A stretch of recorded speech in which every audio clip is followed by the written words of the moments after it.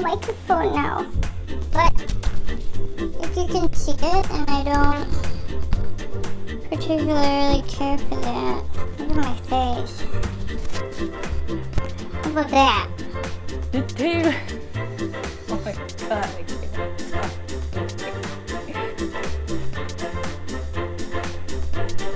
Whatever it is, it's not coming off. Kat, what are you doing in here? Well, now that you're in here, you have to be in my video. No, Poops. This is Mr. Poops, and he is shaved because he is so hairy. Can you say hi, Mr. Poops? Can you say hi?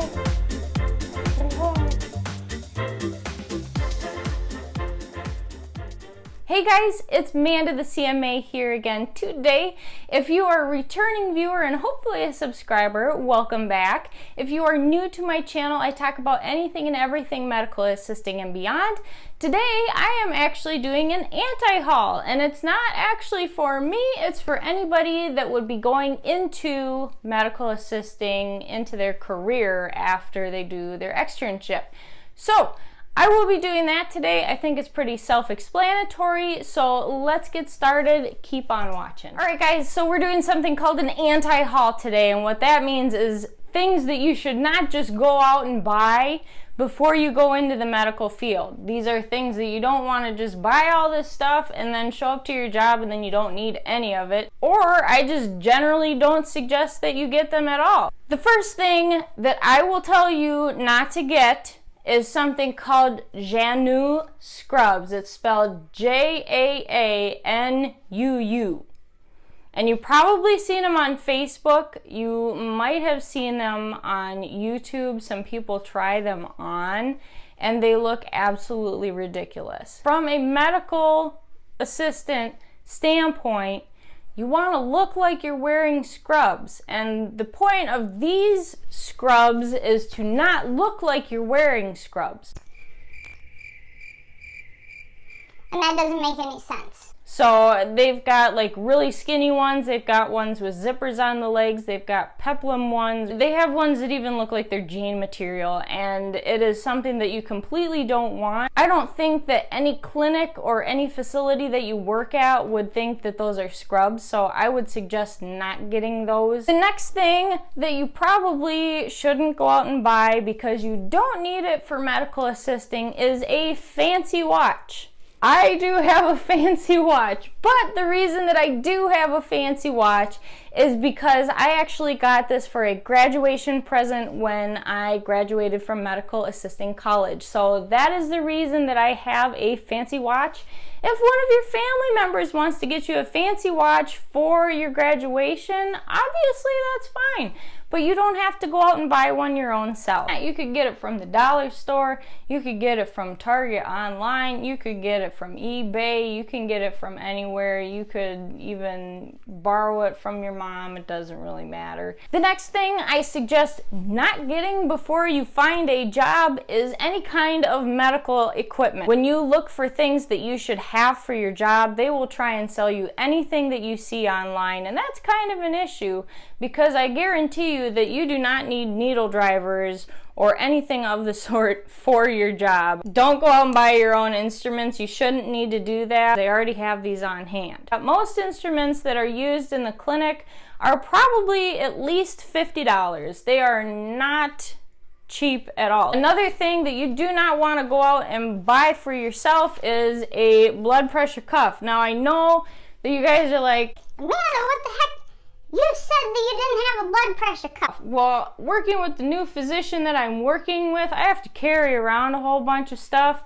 I'm still not going to do a tutorial on it. Do not go out and buy your own blood pressure cuff. They are a clinic. They should probably have these sitting around. Otherwise, I don't know how they expect blood pressure to be taken. These are very expensive. If you get a normal one, they are not cheap. So do not go out and buy any kind of medical equipment like that either that is for taking vitals. A pulse ox pen light, you don't even need a pen light. I don't know why they would even suggest online that you need one. Another one on my anti-haul is actually anything from Amazon as far as a stethoscope. So this is another thing you guys are probably saying, well, Amanda, you said that you bought your stethoscope on Amazon. The difference with this is I was already out in the field when I bought the Cardiology 4, so that's a little bit different. If you are first starting out and you want a quality stethoscope, a lot of times you really don't know where to start off. Go to a scrub store or somewhere that sells medical supplies, including stethoscopes, and trying them out there. You want to make sure that when you pay for something like this, that you're getting something that actually works for you, and then go ahead and buy it online. The next thing you want to not go buy is scrubs. Now, there are a lot of places where they have different rules and regulations on scrubs. I had already talked about the Janu scrubs. I'm talking just in general about scrubs this time, because a lot of facilities either have a certain brand that you have to wear, they buy them for you, or you wear a certain color on certain days of the week, or you wear a certain color in general. That is one thing that you probably don't want to do until you go to your interview. Then you can ask and see if they have any rules or regulations on their scrubs. They'll be able to tell you, and if you end up getting the job, then you'll be able to know before you start. One thing that's pretty irritating to me that a lot of online retailers will try and get you to buy that you do not need at all is a carrying case. It's a hard case, and it would carry a stethoscope, it'd have a thermometer in it. Really, you only need your stethoscope. You shouldn't have to bring anything else around, and if you do, it's not that hard to just put it in your bag. So I know I'm going over a lot of things with stethoscopes, but that's the main thing that retailers online tied to medical assistants, nurses, doctors, physician assistants, nurse practitioners. They tie everything to the stethoscope, so it's very easy to find things for stethoscopes.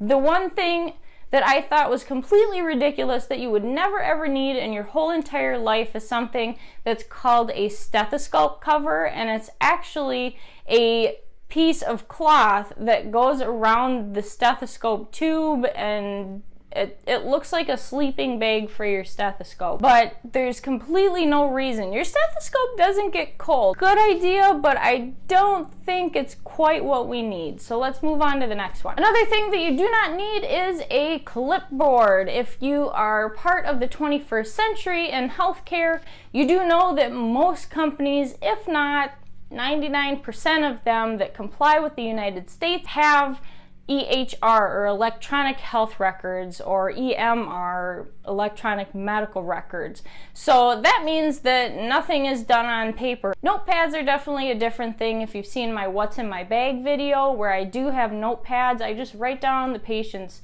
name on there, and I write down their height, weight, blood pressure, and then I document it all in the computer. Another thing that you don't have to buy right off the bat, because they end up getting quite expensive, are Danskos. So if you do not know what those are, they're supposedly the most coveted clogs that you can wear in healthcare, and I'll show you a picture of them up in the corner.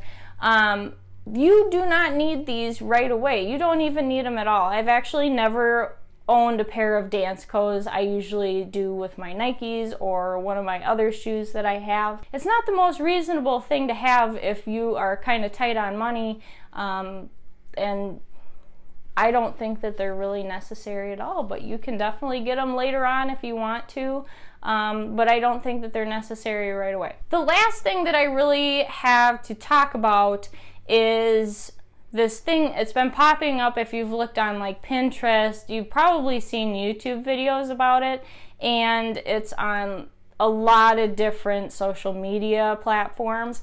It's something called a vein finder. So really what it is it looks like an infrared machine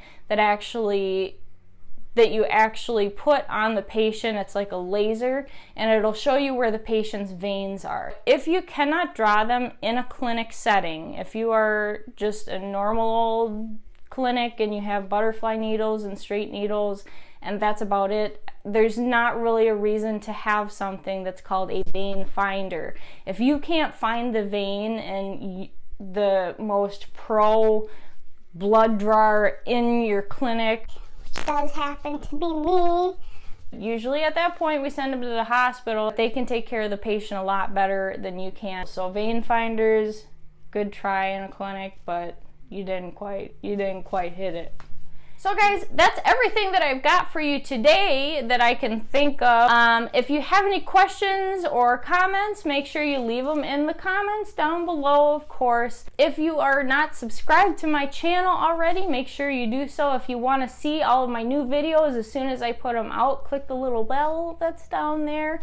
Hope you guys are having a good day, and I will see you in my next video. Bye guys.